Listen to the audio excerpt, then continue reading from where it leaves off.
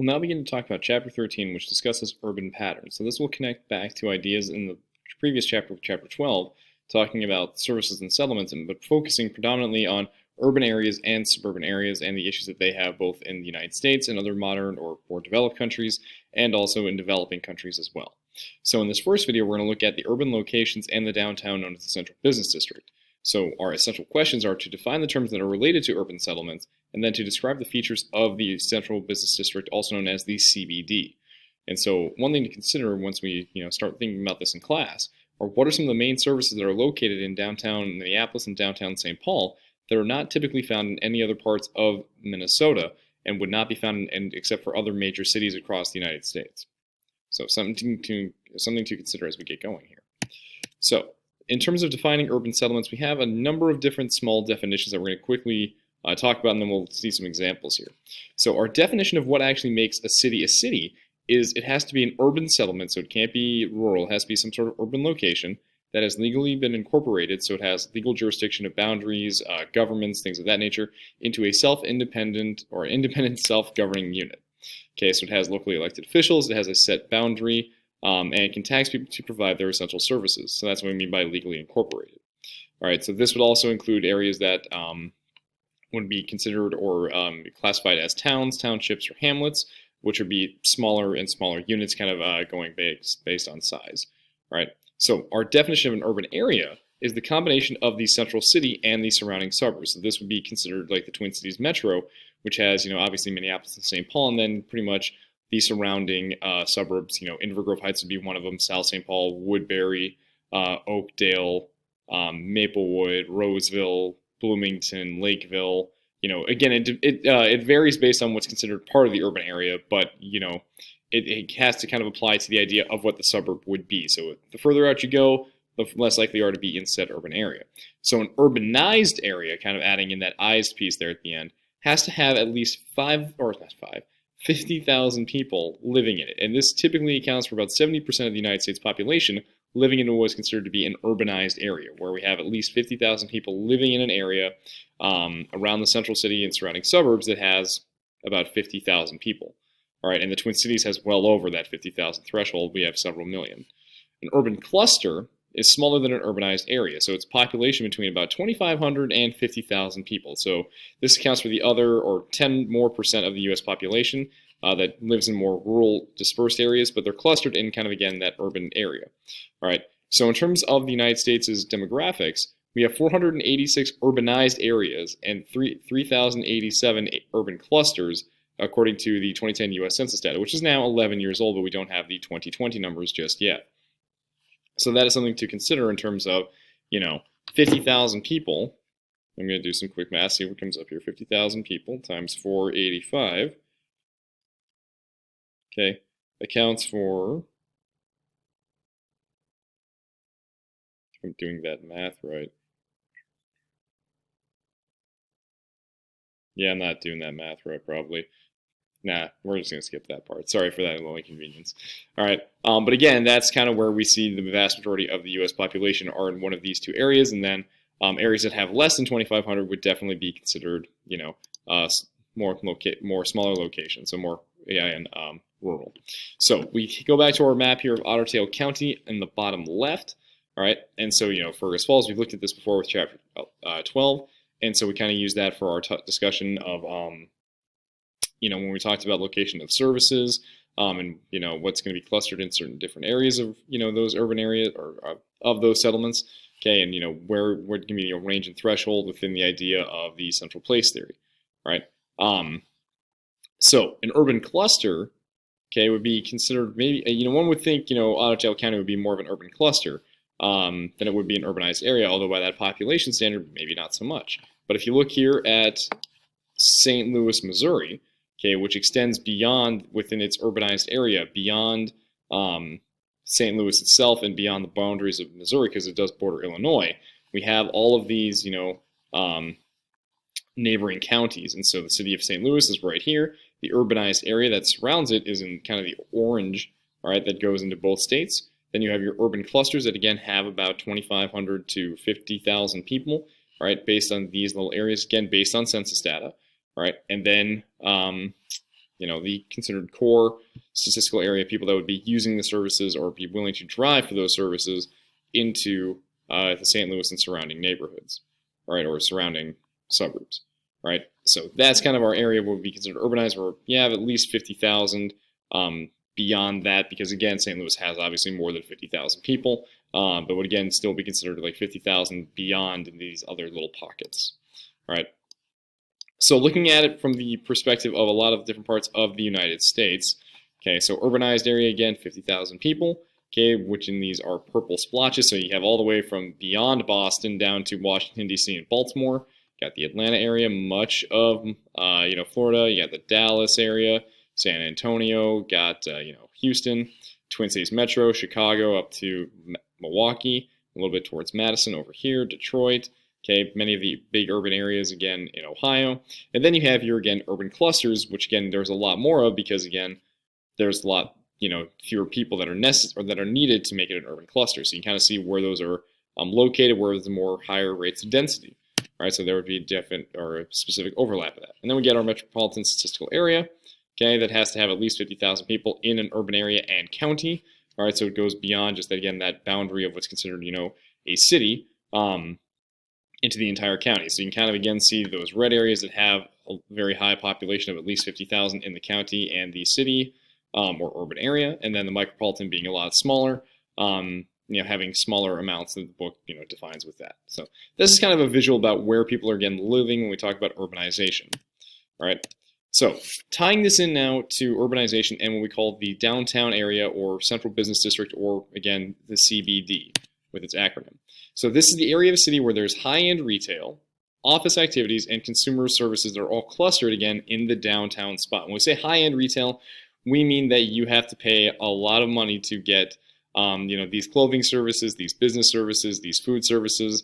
All right, think about, where are the best considered, the most expensive meals in the downtown area. Where are they located? What types of jobs and other consumer services that are located in this area that are really, really expensive, right?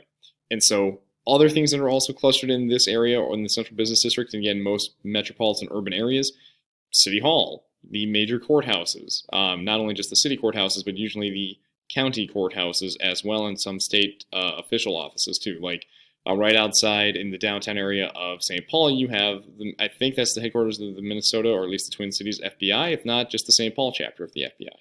You have arenas, so you have sports areas. So again, think location of the Xcel Energy Center, of Target Center, Target Field, the US Bank Stadium. Where's the Convention Center? Where are the big, really big, law offices that you see on TV? Where are the advertising studios and executives based out of? Okay, it's usually here in the central business district. These are also areas that typically have the highest levels of rent and also high amounts of land shortages because, again, land is not very highly available in these areas because they're built up. It's really expensive to live there. And because of the high use of the land, that there is not a whole lot left over for other people and other businesses to use. So thus, when there's a low supply and high demand, cost goes up.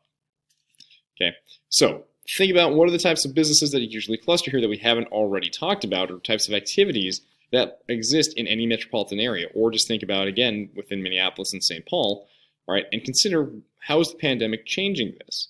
What has really changed in the last year or so as a result of a lot of people not going into work, a lot of these places being shut down, at least temporarily, some permanently? How is that affecting it? And also going back to that article we read at the end of chapter 12 that ties directly into this, what is changing about the central business district?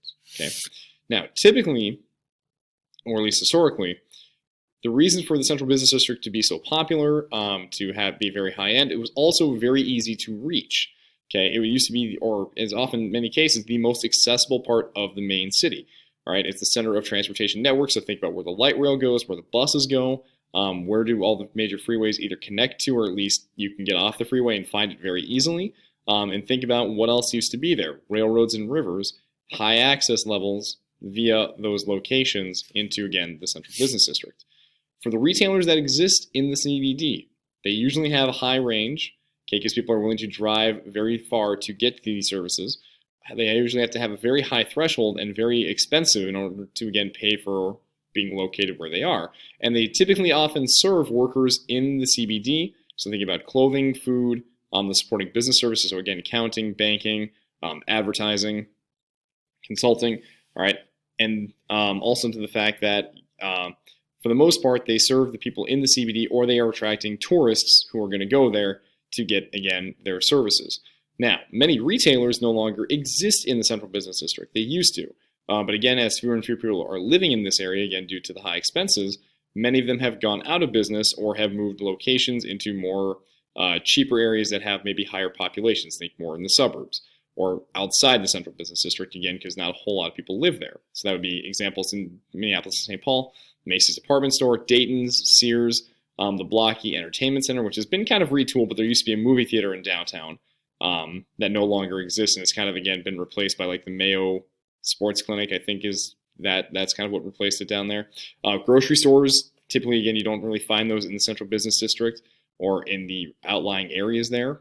My great grandfather used to own a grocery store or a little mini market mart, however you'd say that, in the central business district of Minneapolis back in like the 40s and 50s, I think maybe the early 60s, but again, that is very long ago. Because again, there's not a whole lot of people that live in downtown, and for those that do, they can afford typically the high-end prices, or they can afford to go into other locations. So I know the downtown Target was usually one of the very few grocery stores that were available or still available in the downtown area, and I don't know if that one even still exists.